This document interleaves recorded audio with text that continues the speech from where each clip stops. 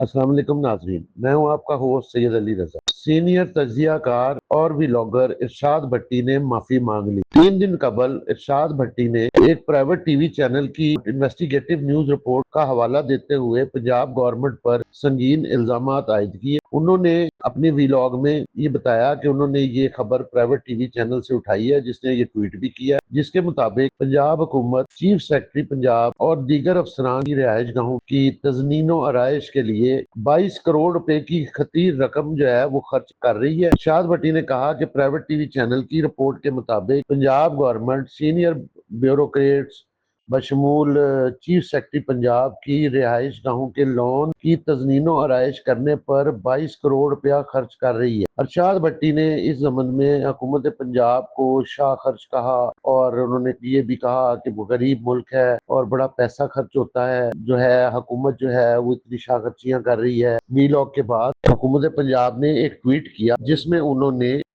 इस मामले की वजाहत की। हुकूमत पंजाब के ट्वीट के मुताबिक वीलॉगर इरशाद भट्टी की जानिब से चीफ सेक्रेटरी पंजाब से मुतल्लिक अपने वीलॉग में लगाए गए इल्जामात यकसर बेबुनियाद, मन घड़त और झूठ पर मबनी है। अवाम को गुमराह करने और बगैर तस्दीक के मन घड़त अफवाहें फैलाना कानूनन जुर्म है। हुकूमत पंजाब के ट्वीट में यह भी लिखा गया कि पाकिस्तान के पीका एक्ट और कानून हत्के इज डेफोमेशन लॉ के तहत किसी भी शहरी या सरकारी ओहदेदार की साख को नुकसान पहुंचाने के लिए जाली खबरें फैलाना और बगैर सबूत इल्जामात लगाना कानूनन जुर्म है। मुर्तकब शख्स सख्त सजा और भारी जुर्माने का सामना करता है। हुकूमत पंजाब इस प्रोपेगेंडे को यकसर मुस्तरद करती है।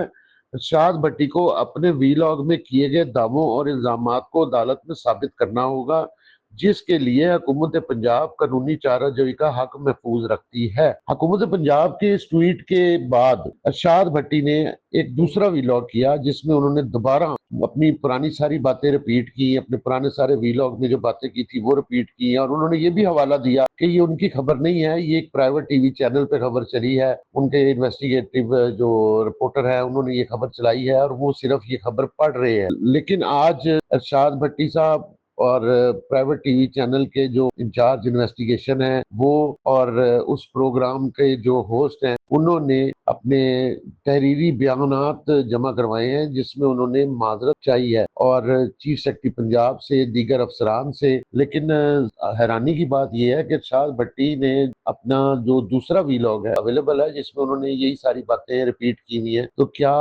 हुकूमत पंजाब को ये नहीं चाहिए कि वो प्रोग्राम भी यूट्यूब से हटाया जाए, या जो सरकारी इदारा इस मामले को हैंडल कर रहा है वो अरशद भट्टी को ये कहे कि अपने इस प्रोग्राम को भी यूट्यूब से हटाए। और आखिर में नाजरीन मैं आपको ये बताता चलूं कि हमारे जो दोस्त, हमारे भाई जो जर्नलिज्म कर रहे हैं, वीलॉगिंग कर रहे हैं, उनको ये चाहिए कि वो अपनी कोई भी खबर देने से पहले तमाम सबूत उनके पास मौजूद हों और वो उन सारे सबूतों पे मौक़िफ़ लें मुतल्लिका इदारों का, ताकि उनको पीका एक्ट या डेफेमेशन लॉ का सामना ना करना पड़ सके।